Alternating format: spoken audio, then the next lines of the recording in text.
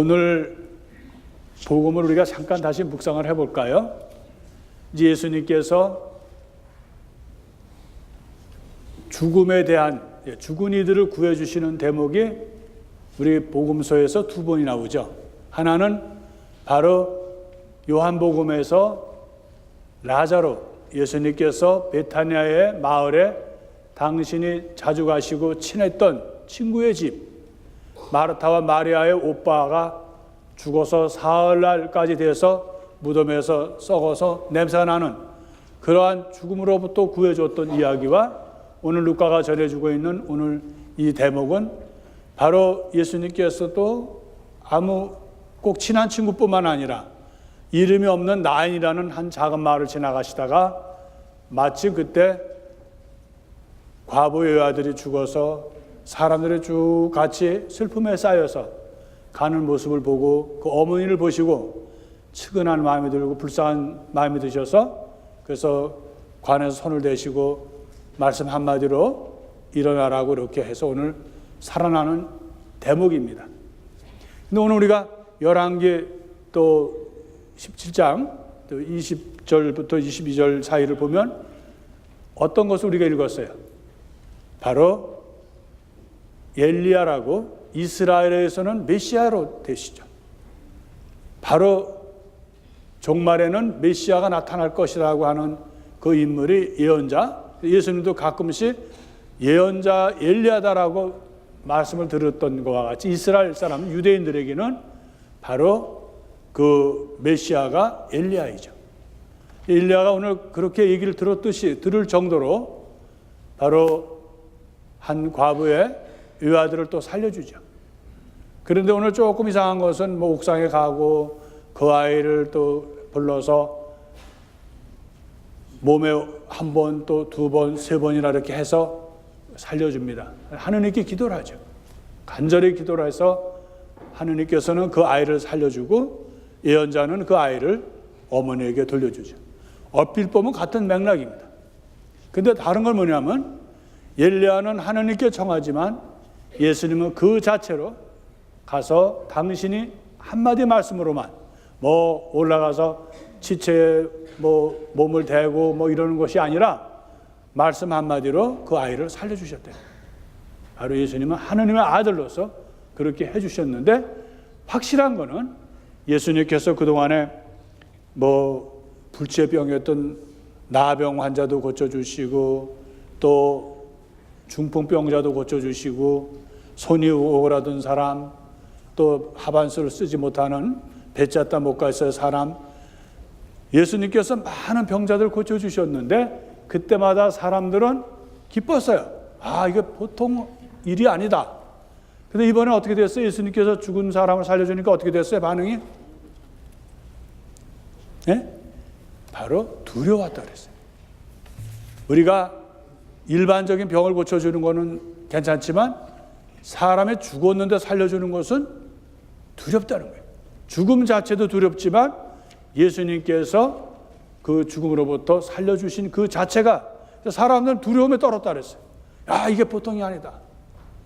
그래서 성경은 어떤 일이 벌어지냐면 예수님께서 다 그 다음에 이렇게 하시고 죽은 이들을 살려주시는 대목에서 이제 클라이맥스 바로 당신이 죽는 것을 준비하시는 거예요.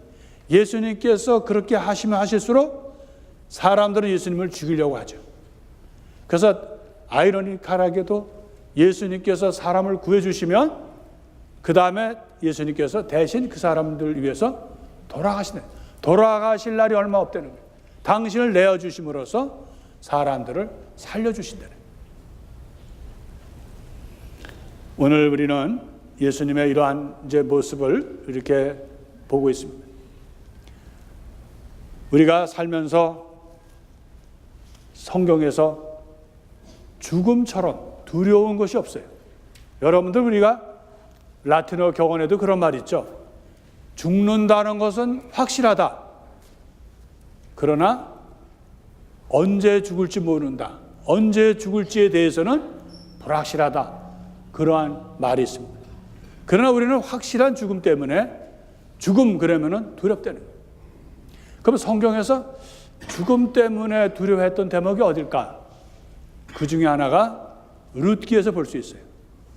룻기에 보면은 그 주인공이 얼핏 보면 룻 같지만 사실은 나오미예요. 시어머니.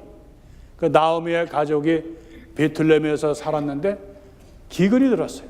너무너무 먹고 살기가 힘들으니까 그 가족이 어디로 가냐면 그 사해를 중심으로 하는 베틀레헴의 맞은편, 그러니까 사해를 건넌 맞은편에 있는 동네가 모압이죠. 거기 가서 이제 타향살이를 합니다. 뭘 좀 살아볼까 해서 살았는데 불행하게도 그 나오미는 자기의 남편 엘리멜렉을 잃습니다. 남편을 잃는다는 건 사실 큰 저거죠. 그 다음에 다시 누구를 잃어요? 두 아들 마클론과 킬론을 다시 잃습니다. 그러면 여인으로서 바로 좀 가족들이 좀 살아볼까 해서 그 기근을 피해서 결국 가서 모압에 가서 그 어려운 모압에 가서 그 여인이 얻은 건 뭐예요? 실망뿐이죠. 사실 우리가 살면서 여인으로서 가장 불행한 게 뭐겠어요? 남편을 잃는 거죠. 그리고 아이를 사랑하는 아들을 두고 떠나야 되는, 그래서 리오파라는 며느리와 룻이라는 며느리 있었는데 주님 그 룻은 끝까지 해서 베틀레헴으로 왔습니다. 사람들은 구경이 난 거죠. 야, 그 집에 어떻게 살아보겠다고 갔는데 어떻게 다 잃고 저 여자 혼자만 왔냐? 그래서 그 여인들을 향해서, 그 베틀레헴의 사람들을 향해서 나오미가 갖고 있는 마음은 뭐겠어요? 하느님은 해도 너무하다. 하느님이 축복을 주시고 사랑을 주신다고 하지만 이렇게 비참하고 이렇게 고통을 줄 수 있냐? 이 죽음으로, 죽음이라는 것은 끝이니까. 다른 건 어떤 희망이 있지만 죽음은 희망이 없어요. 끝나는. 그래서 그 여인은 그 사람들에게 하나님은 나를 거칠게 다루셨다. 나를 너무 힘들게 하셨다 하고 한탄을 하고 사람들에게 나를 이제 앞으로는 나옴이라고 부르지 말라고 뭐라고 부르라 그래요? 마라라고 부르라. 마라. 나오미는 주님의 귀여운 여인이라는 뜻이죠. 마라는 뭐예요? 쓰라리다는 거예요. 쓰라리다. 우리가 왜 누가 나를 상처를 주고 그 떠나면은 쓰라리잖아요. 내가 누굴 믿었는데 그 사람이 어떤 일 때문에 등을 돌리고 몇십 년을 같이 지냈던 그 우정이 깨질 때 우리는 쓰라립니다. 그리고 누가 내가 사랑하는 사람이 죽었다는 소식을 듣고 또 죽었을 때 그거 오는 것은 쓰라리죠. 바로 나오미가 바로 해줄 수 있는 이야기는 하나님께 원망입니다. 이 세상에서 죽음만큼 우리에게 고통을 주는 것은 없습니다. 죽음 앞에 장사가 없어요. 아무리 우리가 하나님의 사람이고 신앙을 가졌다 하더라도 그렇게 갑자기 오는 죽음 앞에서는 다 원망한다는 거예요.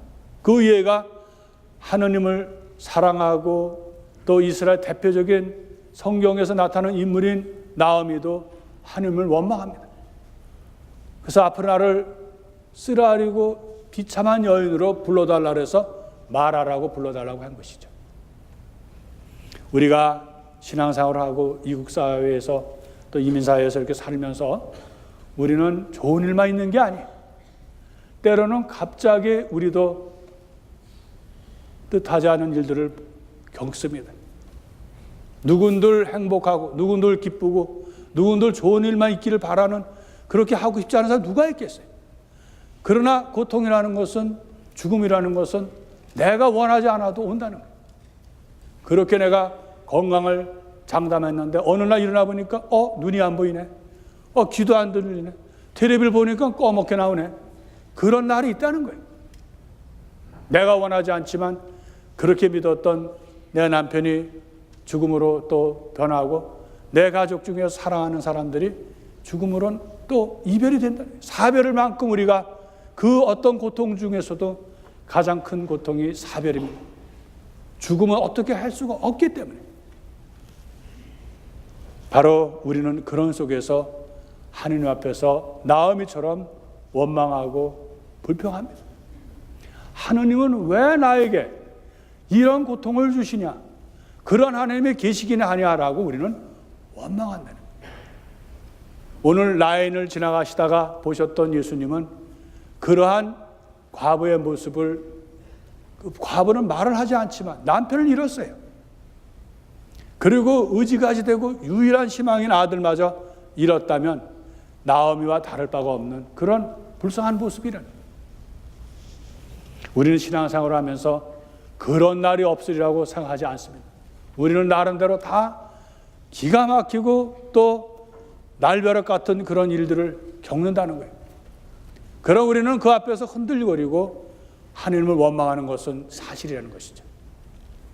놀라운 것은 예수님은 그러한 우리 모습까지도 사랑하신다는 거예요.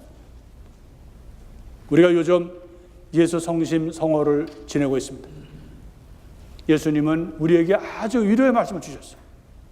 그것은 바로 한 마리의 양의 길을 잃었다고 하면 버리고 하는 것이 아니라 그 한 마리의 양을 찾아서 떠난다는 거예요. 이름을 부르고 찾아보고 가시덤불에 걸렸냐, 아니면 절벽에서 떨어졌냐, 아니면 좁은 틈바구니에서 나오지 못하느냐 해서 그 목자는 양을 찾아 나선다는 거예요. 양은 때로는 죽음의 위협 또는 떨어져서 발이 부러지고 그럴 수도 있다는 거예요. 그러나 목자는 그것을 찾으면 너무너무 기뻐서 그것을 데려와서 치료해주고 동네 사람들에게 기쁨을 나눈다는 거예요. 예수님은 바로 그러신 분이에요. 세상 사람들은 나를 잊어버릴 수 있어요. 내가 때로는 신앙생활을 잘못해서 아유 저 사람은 냉담하고 저 사람은 뭐 천주신자로서 손가락질 할 수 있지만 길을 잃어버리고 방황하는 양을 찾듯이 우리 주님은 절대로 나를 잊어버리지 않는다는 거예요. 우리가 그것을 모를 뿐이야. 우리 주님이 얼마나 우리를 사랑하시고 나인의 한 과부를 외아들 살려주실 뿐만 아니라 바로 나 자신도 때로 방황하고 하느님께 삿대질하고 하느님은 다시는 안 믿겠다고 하는 나 자신을 주님은 누구보다도 이해하고 찾아 헤매시고 사랑하신다는 사실입니다. 우리는 주님을 사랑해야 합니다. 우리는 많은 경우에 세상의 눈으로 주님을 바라봅니다. 내가 주님께 해드린 것이 없는데, 주님께 한 거라고는 불평밖에 없는데, 그러나 세상은 그렇게 하면 등을 돌립니다. 세상은 나를 용서하지 않습니다. 그러나 주님은 나를 용서하시고 나를 사랑하시고 나를 이끌어 주신다는 거예요. 우리는 좋을 때는 다 모든 말을 할 수 있지만 기가 막히고 또 기가 막힌 상황 속에서는 어쩔 줄을 모르는 잃어버린 한 마리 양처럼 우왕좌왕하고 내가 서 있는 자리도 모를 때가 있습니다. 제가 한 수도원에 있을 때 한 애기 엄마가 우울증에 걸려 있다고 한번 좀 찾아서 면담을 좀 했으면 좋겠다. 그래서 제가 면담을 했습니다. 너무 마음이 아픈 거는 그 여인은 바로 자기 사랑하는 아들이 둘이 있는데 그 중에 아이가 학교 갔다가 길 건너오다가 과속하는 차에 그 자리에서 세상을 떠났어요. 그게 몇 년 전의 일이에요. 저를 만났을 때는. 근데 그 엄마는 그걸 못 잊는 거예요. 남편이 죽으면 땅에 묻지만 자식이 죽으면 가슴에 묻는다는 얘기가 맞습니다. 저는 그때 실감해서 몇 년이 지났는데도 그 어머니는 그 아이를 못 잊는 거예요. 계속 그 이름을 부르면서 지금도 제가 그 아이의 이름을 외워요. 하도 불러서 우리 누구 신자고 신앙이네. 아무 소용이 없는 거예요. 신앙이 무슨 의미가 있어요. 왜 하느님이 계시면 그 아이가 그렇게 그 자리에 아무 잘못도 없고 내가 사랑하는 아이인데 왜 죽어야 하느냐 이거죠. 우리는 세상에 그런 세상에 살고 있습니다. 때로는 소중한 것을 잃으면 우리는 하느님 그 아이를 주셨으니까 도로 데려가서 감사합니다. 그럴 사람이 누가 있겠어요? 당장 왜 그 아이에게 왜 나에게서 뺏어가시냐고 원망하는 것이 우리고 나엄이고 또 나인의 과부의 모습입니다. 아프며 다 치유가 안 됐지만 그 우울증이나 그 모든 것은 그 부인이 고백하듯이 주님만이 고쳐줄 수 있다는 고백을 했고 지금도 잘 지내고 있습니다. 우리는 예수님께서 바로 그러한 우리의 모습, 당신께 삿대질하고 원망하고 그렇게 하는 주님이 계시다는 것은 얼마나 다행인지 모릅니다. 세상 사람들은 조금만 섭섭하면 등을 돌리지만 우리 주님은 나를 완전히 사랑하시기 때문에 등을 돌리지 않으십니다. 오늘 우리는 다시 한번 예수님께서 우리가 성심성호를 지내면서 얼마나 사랑이 크신지를 우리는 잊어서는 안 됩니다. 세상은 변해도 주님은 안 변하십니다. 세상은 작은 것을 가지고도 분노하고 나를 떠나지만 하느님은 아무것도 해드린 것이 없는데도 나를 지키고 오늘도 내일도 여기 있나 저기 있나 하고 찾으면서 나를 이끌어 주십니다. 바란 우리는 때로는 이제 마지막에는 내 사랑하는 사람도 떠나야 될 것이고 그런 고통도 겪습니다. 얼마나 마음이 아파요. 마지막에는 내 자신이 누구도 따라올 수 없는 죽음을 맞을 때가 있다는 것입니다. 여기는 여러분이나 저도 다 마지막이 있어요. 그러나 우리가 두렵지 않은 것은 주님은 나와 함께 계시기 때문에 그렇습니다. 내가 아무리 금슬 좋은 부부라도 나 대신 죽을 수는 없어요. 아무리 효성 깊은 자녀라도 부모를 대신해서 죽을 수는 없어요.